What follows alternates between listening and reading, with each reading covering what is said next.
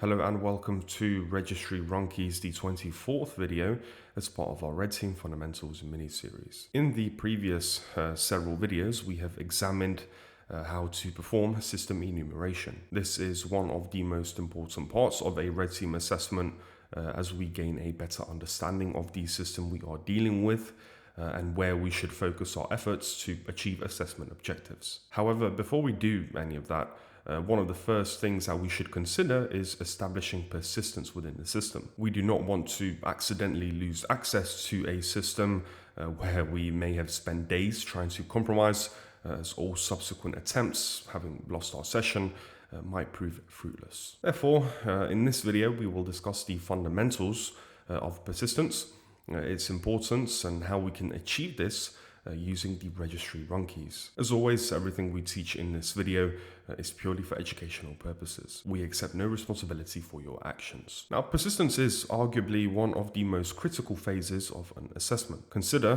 for example, that you may have invested several days or even weeks attempting to phish a victim into executing your payload. Successfully obtaining initial access is an excellent achievement as we can now work towards our internal network objectives. However, imagine that the user reboots their system midway through our enumeration efforts on the local system. We lose our hard-earned session. Now, this presents a significant problem as attempting to rephish the same victim using the same pretext is highly unlikely to succeed and may even raise suspicion. Persistence ensures that even after reboots, implant crashes, credential changes, or any other unexpected events, we continue to maintain access to the system by backdooring certain functionality, whether that is by creating specific registry keys that execute at system boot or establishing a scheduled task that runs on a defined trigger.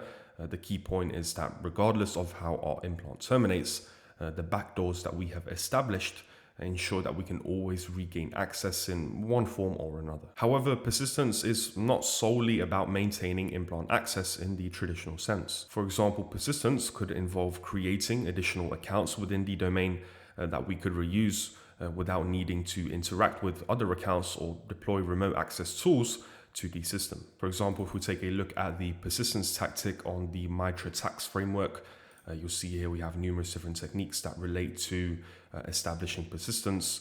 And as we kind of scroll down here a little, you'll see here we have a specific technique relating to the creation of accounts. Now, there are several ways in which this can be done.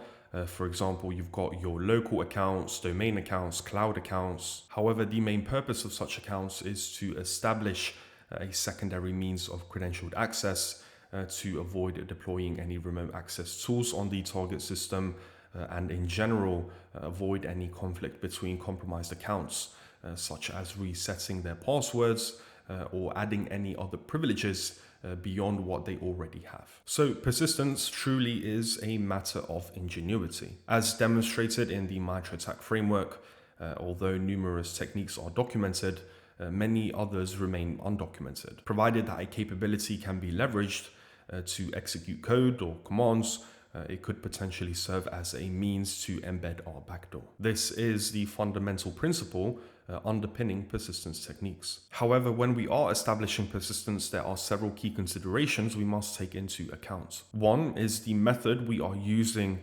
excessively aggressive. By this, I mean whether the means of execution is stable enough not to generate excessive processes and system traffic to the endpoint. For example, if our implant is executed on every mouse click, we will overload system resources. And two, does the method avoid disrupting normal system operation? The more issues our persistence methods cause, the more likely we are to be detected. Overall, the more you learn about persistence, the more intuitive its logic will become, and the more methods you will discover that can serve as your own techniques. In this video, however, we will examine an old but gold persistence method using the registry. Now, we have already discussed the registry in our video on Windows system enumeration. As a reminder, it is a centralized database that enables the system and its hardware to store relevant information, and in our case, provides the ability to run programs and commands. More specifically, the run and RunOnce keys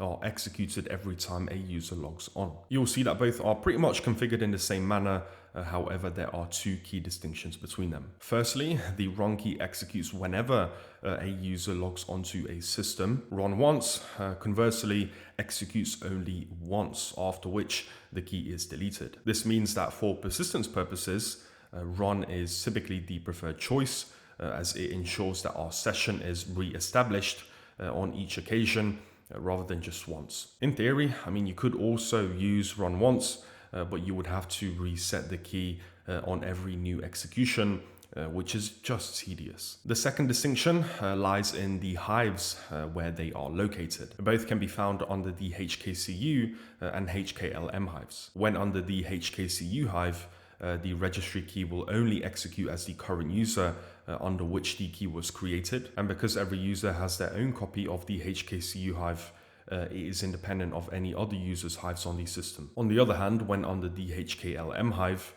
as it is shared amongst all users, it will execute whenever any user logs onto the machine. However, whilst the HKLM hive may be more attractive and offer greater opportunities, it does indeed require administrative privileges to write to. So, having understood these concepts, let's now take a look at how we can configure these keys ourselves for the purposes of persistence. Now then, before we create our own registry run key, let's just take a look at the current values it has. You'll see here that we have three values. We've got OneDrive, Google Update, and Microsoft Edge. So let's actually take a look at one of these values. I'll use Google Update here, and you'll see that its contents contain any commands, or in this case, an executable that gets executed upon system boot. Now then, to ensure that we persist our C2 communications upon every system boot, we will need an implant. And to do so, we can use the generate command. So in this case, we are generating a HTTP implant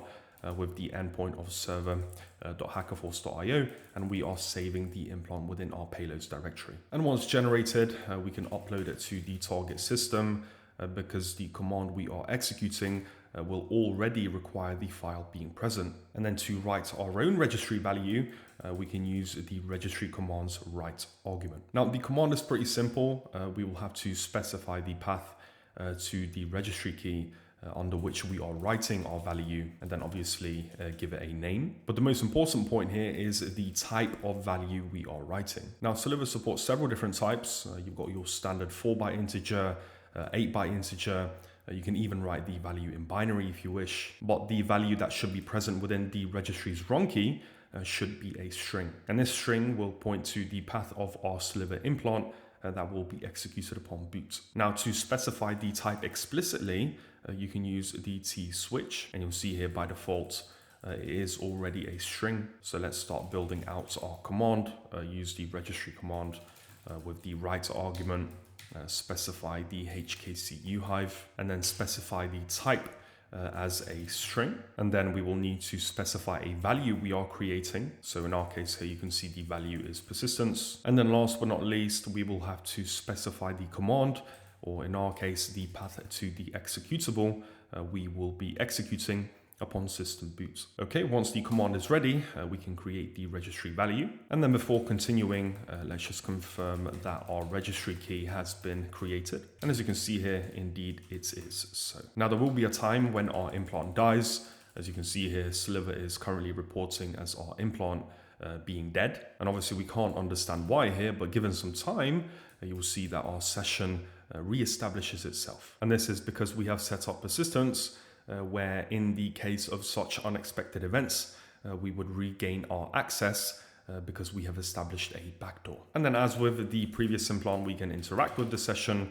and perform whatever we need to perform. And that concludes our exploration of using the registry for persistence. I hope you found this video informative. There are several other ways we can use the registry for persistence, but that will be covered in our complete red teaming course. However, in the next video, we will take a look at a more advanced technique that is more discreet and perhaps more OPSEC safe. Following that, we will take a look at how we can establish graphical persistence through any desk should we require an interactive means of accessing the system. In the meantime, feel free to join our Discord server to stay up to date with us, explore our courses, soon to be released labs, and one of the finest red teaming courses available. I've left a link to our group in the description below. Until then, stay safe, and I will see you in the next one.